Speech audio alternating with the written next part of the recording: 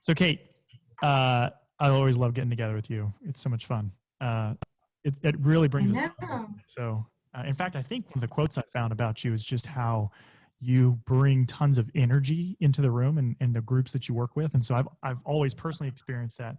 But I wanted to kind of dive a little bit further back. I noticed in some of my research that you not only have an impressive resume, but you also are a published poet at the age of 12. How did you find that?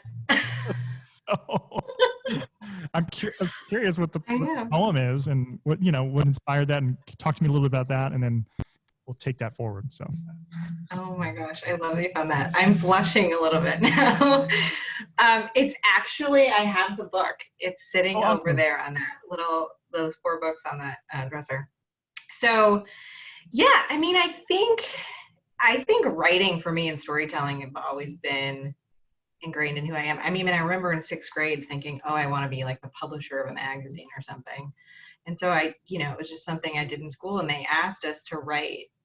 I guess, yeah, it was like 11 or 12, and they said, hey, everyone has to write a poem, and if it's good or you work hard enough on it, you can get published. And it was just sort of like something you did. And it's really funny. It's about a hamburger. It's about like the lunch line and how unhealthy the lunch food was.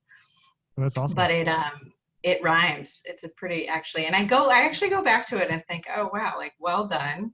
I think there was some help involved in maybe rhyming some of the words, but it's funny that you pull that back up, because I've done a lot of kind of storytelling, marketing, influencing others, and I think drawing people into your cause and kind of having the head and the heart Mhm. is something that's really important in order to, I think, bring folks along and really make a change in the world. So Well, it's clear that I don't know that happened with the hamburger exactly, well, but with the creativity, the storytelling, what you do now, marketing, communications, but also carry that forward. Your bachelor's at Providence in political science. So there's always that kind of that do-gooderism, or at least kind of thoughtfulness around community, and then this other vein of storytelling and creativity. It's really quite interesting.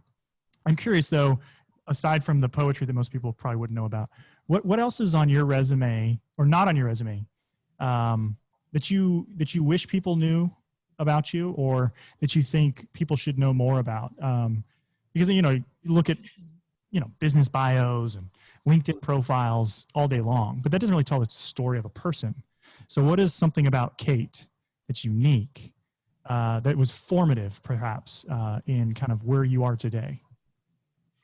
yeah, well, I think for me, and I love this. This is all about like purpose and how people contribute, and um, and more than making money. I think more than profit. I think for me, my family was very, my upbringing, for my parents, they grew up, they're Catholic, and so it was much about giving back to the community, your time, your money. And so that kind of, for me and my siblings and my parents, came out in different ways, but a lot of us have gone on to do careers of service in some way. And I loved when I found this mix of kind of service or giving back and doing business, right? And not just sort of charity. So that took a while for me to find, but there was always this desire for me to do that. And then I always, like you said, there's not necessarily a linear path in my career or my credentials. But I think I always took a lot of risks, or I wanted to travel, I wanted to experience things. And I think, one of the things I've thought about recently is checking assumptions. I think I grew up in a pretty privileged background, private school educated, family that stayed together, parents that were married for 40 years, like, seemingly kind of perfect on paper. And yet I was like, well, if I'm this lucky, what else can, not everyone is. How can I see the world, learn about other cultures, and give back? And so, again, it took a while to kind of find that niche, I think, of what really drew me in to contribute. But it was seeded by that family atmosphere. And then I kind of found my way. And Grameen, for me, was very pivotal to And how did you learn find about yourself in Grameen? microfinance. How did you find yourself at Grameen? Because that's when you and I first met, was when you were Yeah. still at Grameen. But I mean, you were pretty early, kind of in this impact space. Grameen, obviously a pioneer in microfinance, microcredit, and to have the background that you have, political science, but just this passion for learning. How did you end up at Grameen, and then obviously we kind of know where you are today, but what was it that got you to that point? Yeah, I think it was this openness and this risk taking. I mean, what literally got me into the field was the Microcredit Summit, which Eunice had been a part of and had been this movement. And I was in DC. So I knew I wanted to do international development work. I sort of found my way through a consulting job to be in DC. And I think that's actually something I've done over and over again, like be in the place you want to be and see what happens. Yeah. And so I knew I wanted to do international development work, but I didn't know what microfinance was. And so this was like 2006. I'm consulting for this nonprofit fundraising firm. I'm not in love with the work necessarily. And I was looking for something else. And I went to like a happy hour. It was like a job fair with the Elliott School. I didn't even go to the Elliott School, but I had a friend who was kind of introverted and said, can you go with me and help me network? And I'm a pretty good networker. So I went. And next thing you know, like I was there to help her, and I'm the one that's someone from the Microcredit Summit said, oh, well, we're looking to hire, a marketing communications fundraising person. And I said, oh, and I just was, once that happened, I was obsessed. It was like all of these leaders in the world coming together to support this. And I started learning about what microfinance was, and Eunice was involved, but I didn't really know who he was. He had just won the Nobel Prize. So it was almost like I got the bug, and then I never let go. And it's just morphed over time.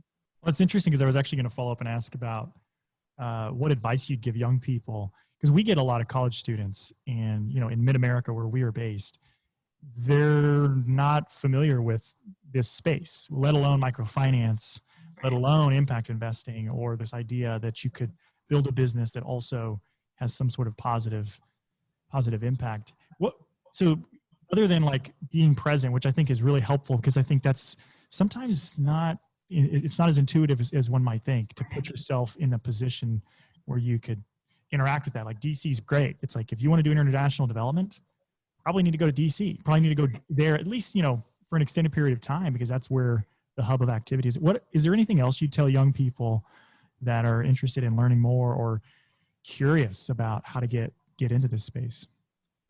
Yeah, I mean, I think it was a lot of research too, a lot of like figuring out, oh, I need to be in DC in order to meet people that, or for serendipity, to kind of help the serendipity to happen.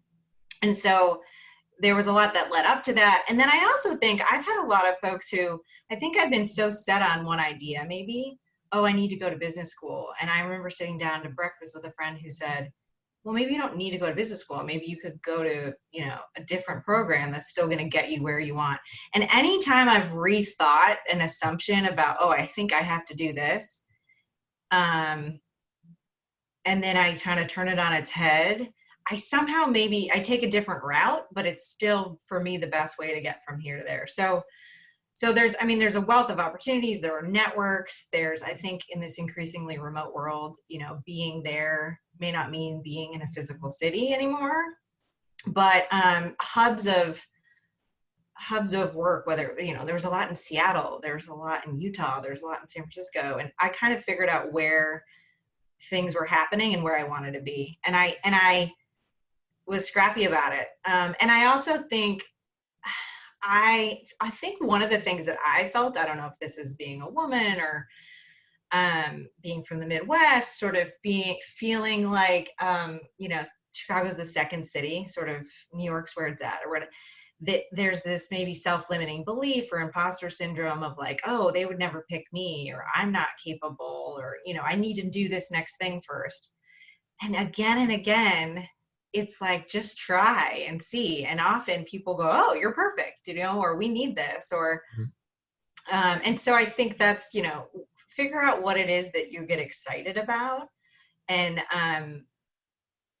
like learn as much as you can. I mean, at Grameen, I just said yes to like, I was like, sure, I'll go on that trip, or I'll take on that project, or, it was like insatiable. Yeah, I think that And notion of putting yourself out there, taking the risk, yeah. being bold, because I think sometimes the imposter syndrome can set in, and it's prevalent anywhere, right? Or the comparison, it's like, well, I'm in Louisville, or I'm from Tennessee, Mhm. or I'm a woman, I'm from a poor background, I'm black, I'm Hispanic, whatever the case may be. And so then what does it look like to take a risk? And then I think on the flip side, and I think this is my final question on this area, but like, what do you think, given your role in philanthropy, what do you think philanthropy can do to help folks that maybe don't come from as privileged a background as yourself or myself, to be able to be in those spaces where they wouldn't necessarily have considered that? Like, is there a role for philanthropy, and what can philanthropy do to help next gen leaders in hard to connect spaces be connected that Yeah, I mean, aren't in New York? yeah, I think we have a lot of work to do. Um, I think folks like Steve Case and the Rise of the Rest have been amazing in terms of just drumming up. And again, that's the power of kind of marketing and storytelling, like Mhm. focusing a light on an untold story. And, I see Netflix is doing this. Like, I actually am constantly consuming kind of how do different industries and different, this wanting to diversify everything. And I think it's probably long past due that philanthropy, you think of the history of philanthropy and the ways that wealth has been created and now that wealth's being passed down. I mean, it's a little bit different in a corporation, that the funding for us from the Autodesk Foundation comes from Autodesk. So it's been created by that company. But I think we need to do better at figuring out ways to be open. I mean, one of the things we're considering is we've always done these we don't take unsolicited requests. Well, how do we open that up in a way that's more inclusive and ideas are coming from everywhere? Because again, I think it's two sides. I think from the supply side, you want to encourage everyone to take a chance and try new things and start solving problems in their communities that require investment and growth. And at the same time, if you encourage that, but then you don't support them with investment, it's like, well, Yeah. then hold on a second. So um, Yeah, I sometimes think good intentions, right, that have negative externalities. It's like, well, let's streamline things. Let's no unsolicited requests because that'll help us make bigger bets with fewer people, go deeper, go longer.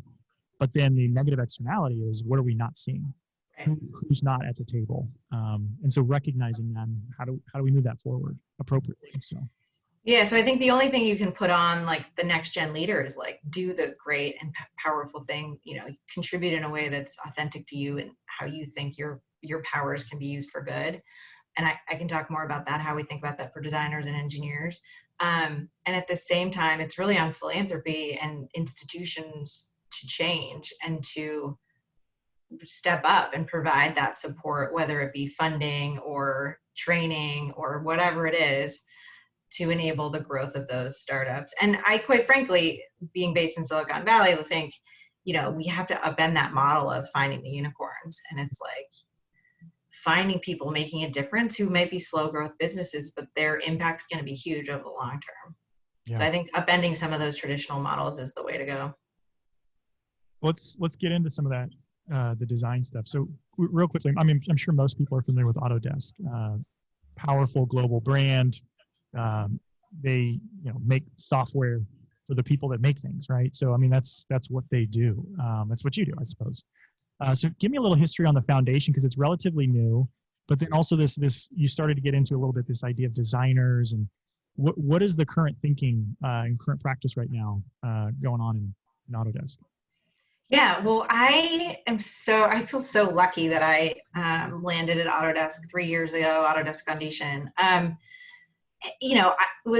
not an engineer designer, so it wasn't quite familiar to me. So I don't always assume everyone knows who we are, but Autodesk is a company that is known most well for AutoCAD and computer-aided design software. And over the years, we support the architecture, engineering, construction industries, the design and manufacturing industries, and even media and entertainment. But it's really based on how we use design and creation tools in a digital world. And that's changing constantly what that means with AR and VR and just, twin models, and it's amazing all the things that are coming out of the company. But about 5 years ago, well, 6 years ago now, we had a 5th anniversary last year. The company decided to launch its own corporate foundation and say, okay, how do we use philanthropy and now increasingly impact investing to complement the work we're doing as a business and to have an impact in the world? And so the mission is to support design and creation of innovative solutions to the world's most pressing challenges. So it's a lot of jargon.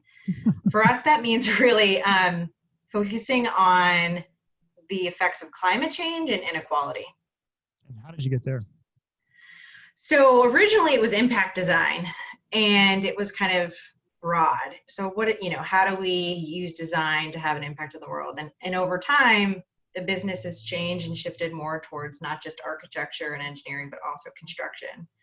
And so we've kind of aligned with how can our tools have the greatest impact, and done a lot of research and a lot of thinking strategically on how that could be. And so if you think about a building and how you design a building, or even like your phone, it requires energy, it requires materials. And so how can you design in a way that's like maybe low cost and more efficient, and quicker, but also has an impact on reduction in carbon, reduction in waste.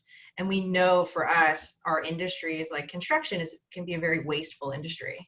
So you have these designers dreaming up the next cityscapes, right? And we know that 13,000 buildings need to be built every day to keep up with the demand of the growing population. So you think about the amount of waste that could be created in that process. And we're very eager to, as a business, support, good practices from our big commercial customers. And as a foundation, we're very complementary and say, well, how do we seed innovation, and maybe smaller startups who are disrupting some of these markets? So it could be an HVAC or air conditioning, that's non-refrigerant. So there's all sorts of examples, but we see the foundation as kind of seeding the market.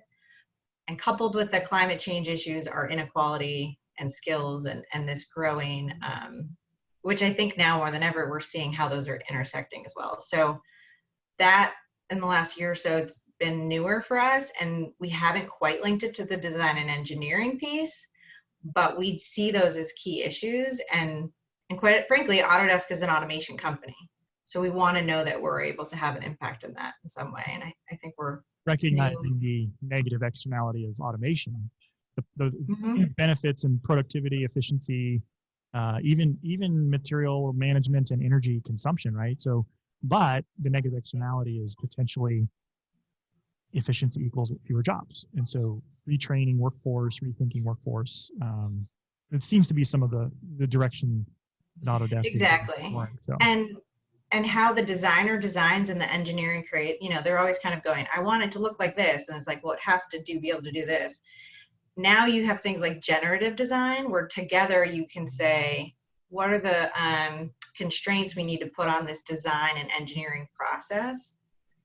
And together, let's create this new thing. And the computer can spit out thousands or hundreds of options.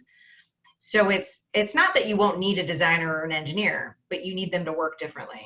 Yeah. And you can work with a computer in different ways. And so I think most industries are changing, and it may not be quite so clearly automation in that sense, but yeah, it's definitely something that as a foundation wanting to have an impact in the world, we care a lot about.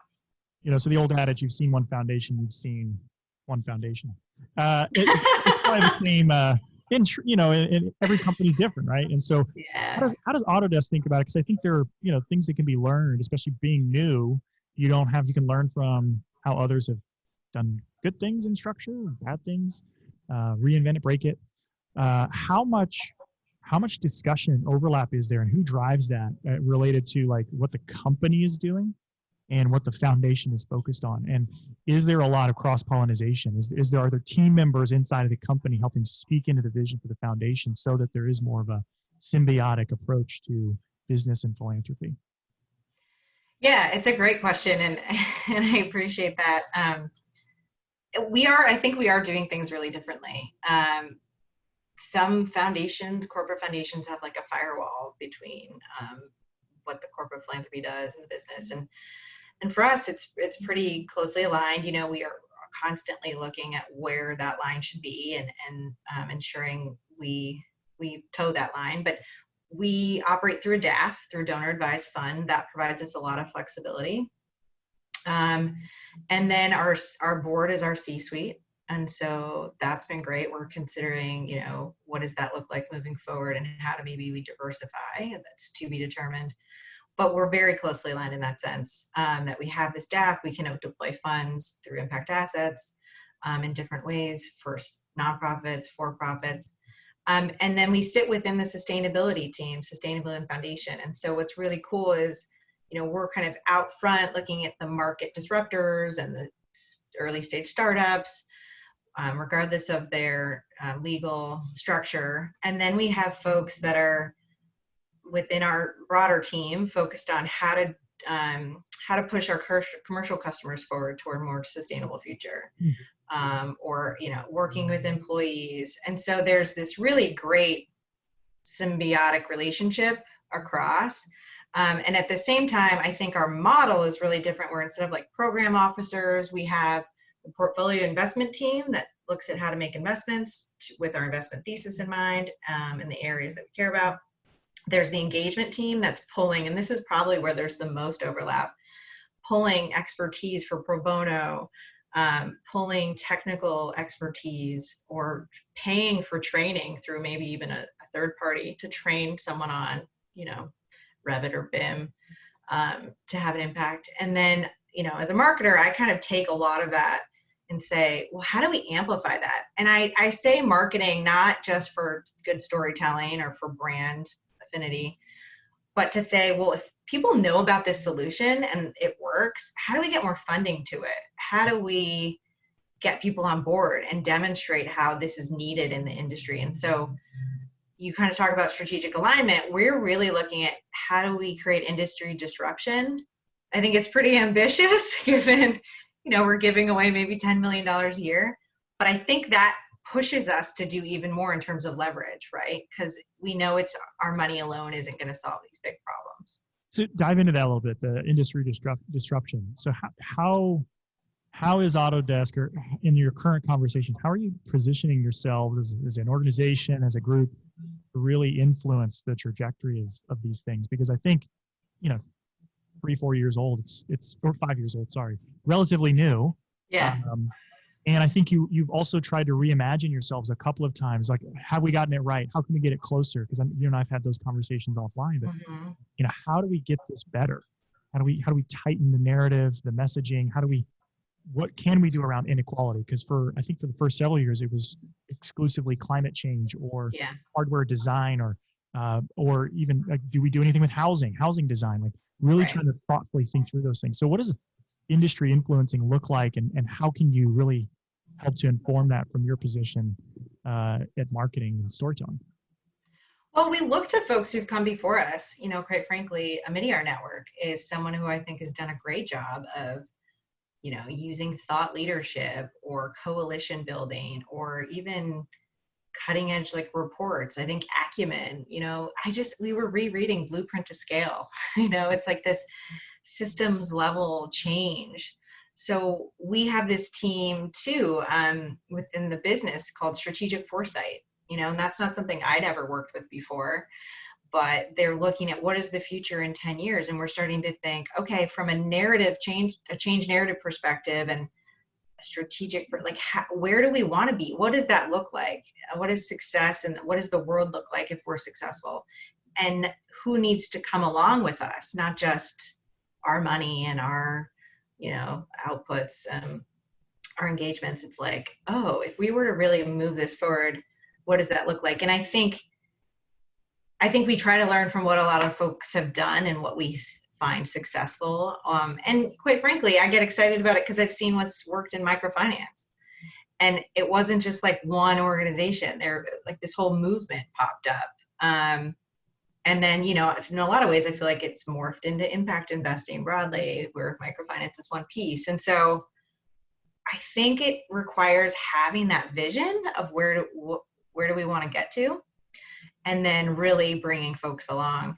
And I think industry, could be the construction industry or the design and manufacturing industry. And we already are seeing, and part of our approach too is to work through ecosystem partners. So Prime Coalition is amazing in terms of like low carbon innovation and the investment portfolio they have. Acumen's great, Village Capital is great. And so I think having those points of leverage for a smaller kind of organization is really where success lies. But more than just the leverage point, you have to like say, well, where are we going? Like, well, and it's interesting because I think you said it earlier, like Autodesk doing 10 million, and that's a significant amount of money for a private sector company. And I think what's interesting is, a lot of times in the impact space, we talk philanthropy, we talk about, the blueprint to scale collaborations, but really as we continue to move the needle towards private sector companies, thoughtfully thinking about their role, their impact, their capital, their communities, right. That's where the real money lies. And so right. I think what's really exciting is to influence that for the purpose of good. Are there any interesting, because you mentioned collaborations, any interesting collaborations that you're working on that you can talk to us, to give us a picture of like what that looks like for Autodesk, or from your perspective, like how you're working with other groups and companies to really move something forward? Well, I think one of the things closest to us, I think we haven't quite gotten to true industry collaboration yet. But for instance, we've been doing a lot more around what can we do, bringing the Salesforce team together. So there's sort of like Salesforce Foundation, Salesforce Impact Fund, and Salesforce Business, or City. We had this great call with these folks. It was like City is business, City Impact Fund, City Foundation. And what's really cool is you're seeing these different avenues and channels within a business that are pulling on different levers, which philanthropy is one piece, increasingly impact investing is a piece, and like core business is a piece. And I would say that given like time horizons for change, often the philanthropy can move pretty fast, fewer decision makers maybe. If they prop up a fund, then that's sort of this, okay, we're going to give you this money. You can manage it as you would a fund. So you have some autonomy around that. As long as you agree upon the established direction at the beginning. And then I think those, you can use those as tools to influence the business. So that's an interesting example because you have a financial services business, but they actually are doing a lot in housing innovation and supporting women of color. And so I think similar to my kind of back diatribe on my background, it's like unlikely partners may actually be your best bet in terms of moving things forward. And so we're very open to who we work with on a one-on-one basis. And then we're also leveraging these associations. So we've been doing more with Confluence Philanthropy. That is not just philanthropy, but also asset managers across the spectrum. And both, sharing what we know and learning from others. So I think it's still early days in terms of maybe finding true industry partnerships, but even ivory innovations, we're eager to engage with that more because they come from industry, right? It's the experience of building and construction, and they have access to government folks who, again, not necessarily to influence or advocate, but bring together kind of a coalition of change to create more affordable housing. That's great. I'm curious what if there's ever a discussion around, because I think there's this interesting discussion around the creative economy, right? And how do we support creators, entrepreneurs? But it gets a little squishy around what that is. There's been a lot of attempts to define that, but it is interesting with Autodesk because I think they really sit as a creative industry that's been quite successful, and they build products for creatives, seemingly designers, makers. What does that look like? And is there a discussion, or how does a company like Autodesk, who clearly is a market maker in that space, think about its role in nurturing the next Autodesk?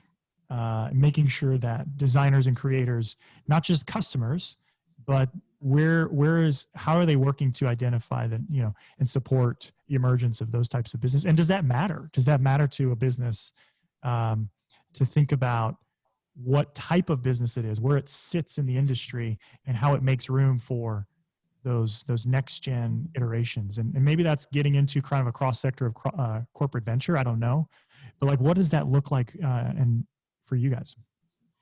Well, I think for us, there's a big commitment, and there has been for a long time, in students.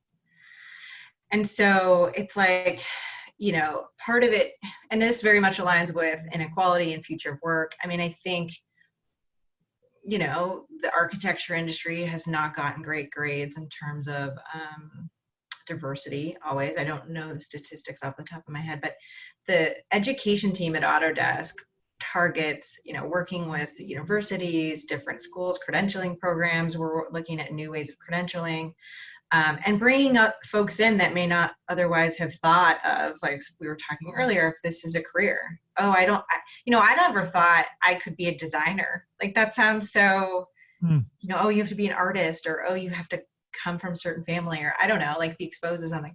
That was not something that ever occurred to me. And I think that's true of a lot of students. Like, how do you even get started? And we have tools for kids, even like you can play Tinkercad. My nephew did this, and then it'll plug into like Minecraft, which I've only played once with my nephew. But it's getting, I think, students and young people interested in early age that A, this is something they could do maybe as a career. B, learning these tools will help them get there. And C, like it, trying to lower the barrier of entry for individuals. So you kind of asked two questions there. One is around the organizations, but I think seeding that optimism and that, and then providing like concrete steps, like, hey, you can sign up for this class and learn how to do this. And we encourage that around the world. I mean, for a while we were working with Gearbox in Kenya on how to train folks locally. Or I just heard today, I got off a call that Sanergy in Kenya is, they do sanitation solutions. They just trained 30 Kenyan engineers on the BIM 360, which is like building information modeling, the most premier way of doing, building design in the world. And so you think about, okay, that'll help them build this building, but then what else do they create?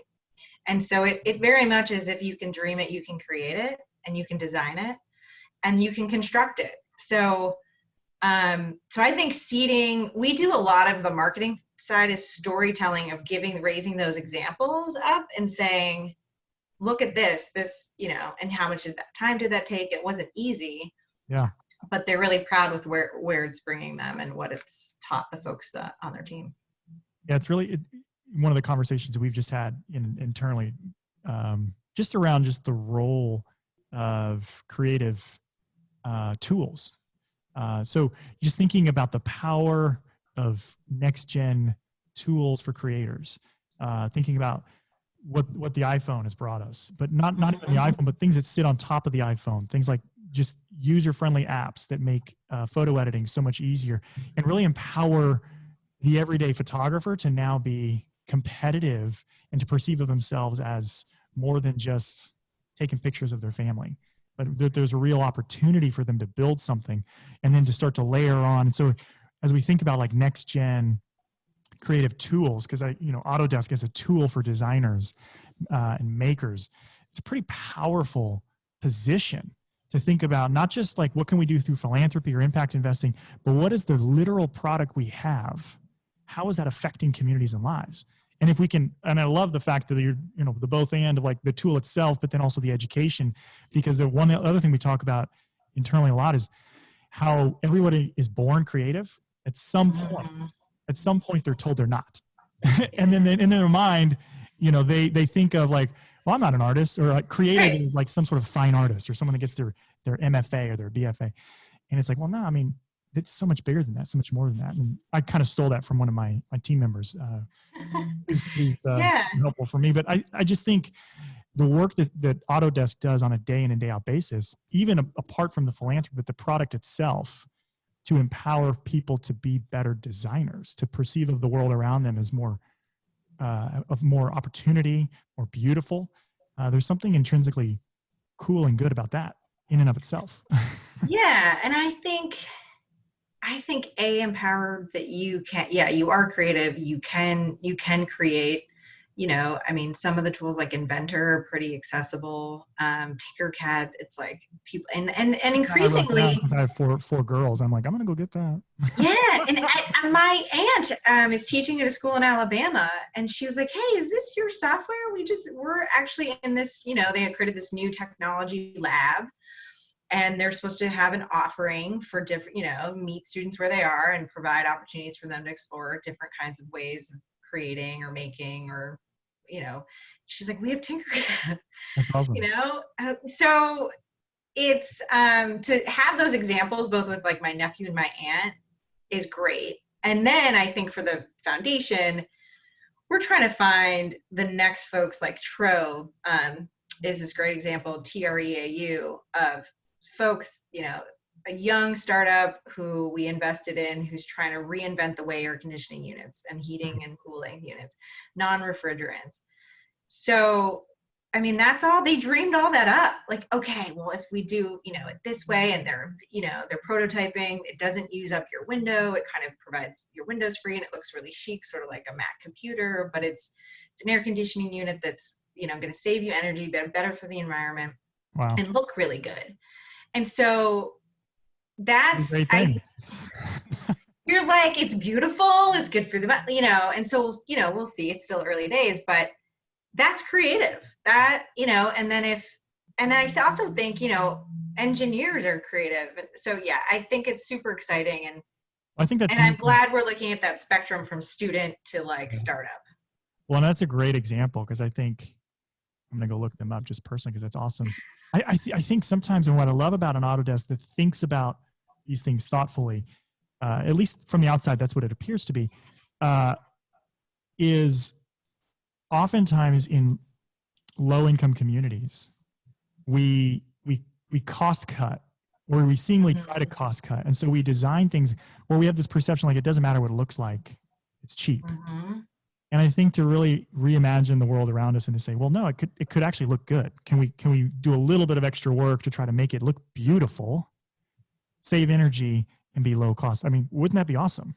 It doesn't have to be high cost, high design, seemingly. So yeah, and I don't know, I sometimes, having traveled around, I don't know if that's a modern age thing or an American thing, because you go to Europe, or you know, and I'm like, oh, or Mexico, I'm like, oh, this is beautiful, you know. And I think somehow we've gotten so focused on efficiency and cost cutting and like mass production that we've convinced ourselves that that's better than it looking good or whatever. And I think we've talked a lot about this too. I think when things look good, and this is what we were, you know, it's like, you want to take care of it. You want it to last a long time.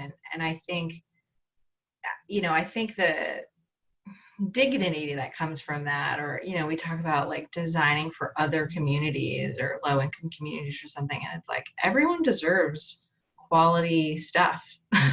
Exactly. Well, I remember there was, you know, a water retention system going in one of the neighborhoods in the city in which I live. And it's just, you know, just the comments sometimes, and so, you know, I want to give people the benefit of the doubt, but they're just like, well, it's going in that neighborhood, it doesn't really matter what it looks like. I'm like, well, wait a minute. Well, hold on. You know what I mean? So they design it with this big cinder block wall that's going to stretch. And it's like, well, people are going to have to walk by that every day. You know, like, you couldn't put a little bit extra effort into thinking about how it might look, how the community might use it in the design. I mean, there's just a little bit extra work. Well, and there's this huge movement. There's a group called Collocate, and it's spelled COLLAQATE, down in New Orleans. And they were going to do a big video and profile on them. They're doing like participatory design. Like, you know, we look at designing of cities and designing of infrastructure and leaving communities of color out, or, you know, how do you, and he's an Autodesk customer. He uses, and this is another way that we support the community is through software donation. So for his organization, he's getting the software for free through the Technology Impact Program. And he's bringing in community members to say, well, how do we want to redesign this? Or there was Resilient by Design here in the Bay Area. So let's design for resilience in the Bay as rising sea levels will inevitably happen. And how does that, is there a low income community or a wealthy community on the edge over here that's going to get, flooded? So it's like, I think sometimes we know, or we should know, that designing things well, including your community in the design, is important. And yet I think sometimes we kind of get impatient or we cut corners, and there's a lot of competing interests. Yeah. And I think historically, I think it'd be good. I mean, I'm, post World War II, you look into the 1950s, urban revitalization, so to speak. Really, it was very utilitarian. How do we get people in and out of downtown corridors? It's very ugly, cost, and you just like for a whole several decades, we just threw beauty and design out and said, like, let's just design for utility. And just like, you look at these cities downtown and you're just like, gosh, that building is just hideous. Yeah. Who thought of that parking lot, right? It's just like all these really silly things. So yeah, and I think we swing that pendulum back, away from the fast food, fast casual, back to the craft. Even like, I think those movements, it's like, I think if there's a craving of people for experience beyond just food as utility, is another example. But what were you gonna say? And one of the things I've found and our partners do, which is really inspiring, is whether it's like Mass Design Group, who is really focused on buildings that heal. And they're looking at material use and moving away from this like shipping of concrete and then shipping it back. It's like, what do we have here? Clay, bamboo, and how do we create more sustainable infrastructure using like going kind of back to, more traditional building techniques. Yeah. You want them to be structurally sound. And I think there's modernization that can happen. But when you combine that kind of old world and new world, that's actually where I think there's a lot of opportunity to include circularity in materials to create sustainable structures. And the same for, products. It's like, I don't know how long we're going to have sand for. You're like, okay, like, let's think about that, so you think about the whole cycle at the beginning. Yeah, that's good. Well, it's been great. I wanted to you're such an inspiring person, and we started the call where you were super excited about some strategy. So I'm just like, right now, kind of in closing, like, what are you inspired by? Like, what's inspiring you? I think in the midst of COVID, it's good to hear like people's positive stories and like what they're getting excited about. So I'd love to know right now in your life, what's inspiring you. Well, I think we've talked a lot about it, but I think just to put a more finer point on it, like today before we got on, I was mentioning that there's ash flowing through the air outside and the hallway even smells like, in my apartment building, like fire. So it feels very urgent to me that we address, and they're homeless encampments out. I'm in the middle of being in the Bay Area, I think sort of an exacerbation of this kind of letting things go in terms of climate and the environment. And regardless of why you think it's happening, it's just, to me, and I think that's what I'm excited about, is the desire for people to envision a better future, start making progress towards it. I think you and I are in this community of solution-oriented doers, like rolling up their sleeves, putting money where it's going to have an impact, learning, if you make mistakes along the way, learning. So I'm excited about where the foundation's going. I'm excited about where Autodesk is going. I'm excited about this opportunity we have to literally design, like we will have played a role in how the future looks like physically. And so that is a huge responsibility, and I think a huge opportunity. And I'm inspired by the next generation of folks, because I think you read the news and it's scary. And yet I know so many people doing good things who care about their community and who care about helping. And so I'm genuinely excited about the fact that we can solve all these problems. But it's going to take everybody to do it.